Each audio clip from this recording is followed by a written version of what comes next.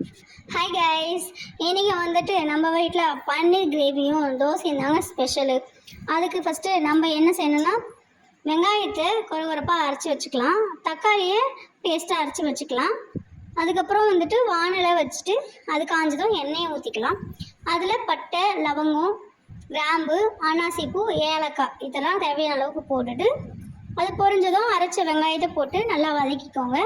கூடவே கொஞ்சம் கருவேப்பிலை சேர்த்து நல்லா வதக்கிக்கோங்க. ஒரு 5 நிமிஷம் வதக்கினதுக்கப்புறமா இஞ்சி பூண்டு பேஸ்ட் 1 ஸ்பூன் போட்டு நல்லா வதக்கிக்கோங்க. அதுக்கப்புறம் அரைச்ச தக்காளி பேஸ்ட்டை போட்டுக்கலாம். நான் பன்னீர் வந்து நம்ம சைஸுக்கு ஏற்ற மாதிரி நான் கட் பண்ணி வச்சுருக்கேன். அதுக்கப்புறம் பார்த்திங்கன்னா தக்காளி வதங்கினா கொஞ்சம் மஞ்சத்தூள் போட்டு நல்லா வதக்கிக்கோங்க. வதக்கினதுக்கப்புறம் நமக்கு தேவையான தண்ணி சேர்த்துக்கலாங்க. தண்ணி சேர்த்து நல்லா கொதிக்க விடுங்க.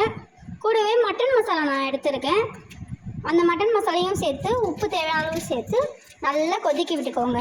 ஒரு 5 நிமிஷத்துக்கு ஒரு வாட்டி திறந்து பாருங்கள். உங்களுக்கு தேவையான அளவுக்கு கிரேவி வரட்டும். நான் சைடு பை சைடு பார்த்தீங்கன்னா நான் தோசையும் ஊற்றிக்கிட்டேன். கிரேவி நல்லா கொதிச்சதுக்கப்புறம் பன்னீரை சேர்த்து ஒரு 5 நிமிஷம் தாங்க. பன்னீர் அதிகமாக வேகக்கூடாது. 5 நிமிஷம் மட்டும் உங்களுக்கு தேவையான அளவுக்கு திக்னஸ் வந்ததும் ஆஃப் பண்ணிவிடுங்க. தோசையும் ஊற்றி சைடு பை சைடு நான் எடுத்து வச்சுக்கிட்டேன்.